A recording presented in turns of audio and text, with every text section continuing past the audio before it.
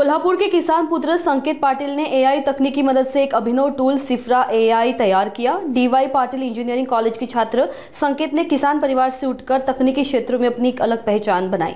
इस tool की मदद से उपयोगकर्ता विभिन्न डिजिटल कार्यों को अधिक कुशलता, सरलता और समय की बचत के साथ कर सकेंगे। सिफ्रा एआई टूल के माध्यम से सिर्फ डेटा सेट का उपयोग करके ग्राफिकल विजुअलाइजेशन, चार्ट आदि बनाए जा सकते हैं। साथ ही बिना त्रुटि के नया कोड या मशीन लर्निंग मॉडल भी तैयार किया जा सकता है। खास बात यह है कि इस एआई टूल को भारतीय कॉपीराइट भी प्राप्त हो चुका है। संकेत की इस उपलब्धि को खूब सराहा जा रहा है, जो ग्रामीण पृष्ठभूमि से आते हुए आधुनिक तकनीक से जुड़कर नई संभावनाएं खोल रहा है। संकेत ने बताया कि यह टूल जल्द ही गूगल प्ले स्टोर पर ऐप के रूप में भी उपलब्ध होगा। यह एक प्रेरणादायक उदाहरण है कि कैसे किसान परिवार से आने वाला युवा तकनीक की मदद से नई राहें तलाश रहा है। मी संकेत संजयराव पाटील, मी राहणार पालगावचा आहे, जे बुद्रुक तालुक्यात इथं. मी करंट आता लास्ट इयरला DY Patil college of engineering Kasba Bawada इथे शिकत आहे.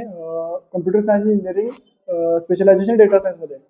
मी एक नवीन एआय टूल बनवलं आहे, ज्याचं नाव Sifra AI autonomous data scientist tool आहे, जे data science technology AI through automate करतं. ज्यामध्ये आताचे जे इंडस्ट्रीमध्ये डेटा सायंटिस्ट, डेटा अनालिस्ट किंवा डेटा इंजिनियर असतात, त्यांना जिथं डेटा सेट वापरून त्यातले प्रेडिक्शन्स, व्हिज्युअलायझेशन किंवा अनालिसिस घ्यायचे असतात, तर त्यांना स्वतःहून सगळे कोडिंग वगैरे करून किंवा त्यात एरर आला तर परत एरर डिफाईन करून तो फिक्स करून परत कोडिंग स्वतःहून सगळं करायला लागतं. मग सिफ्रा एआयमध्ये काय आहे, तिथं आपल्याला फक्त डेटा सेट अपलोड करावा लागतो.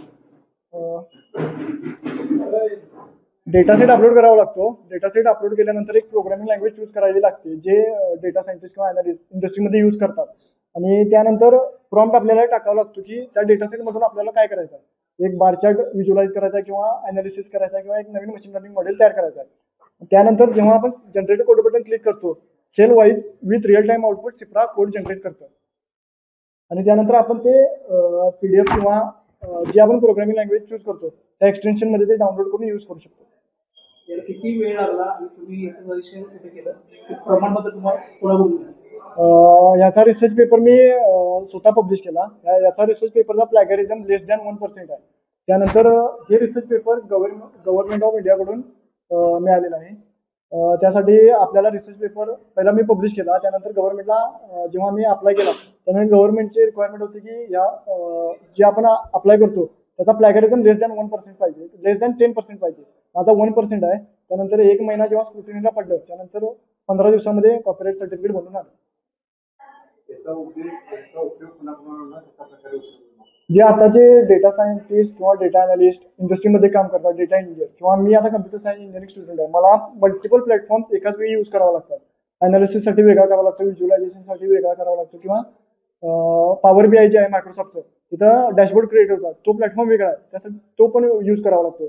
मग यामुळे स्ट्रेस जास्त वाढतो एम्प्लॉयवरती किंवा स्टुडंट्सवरती. त्यानंतर कंपनीचं पण बजेट वाढतं किंवा एक काम लांबणीवर पडतं जास्त मोठं असल्यामुळे.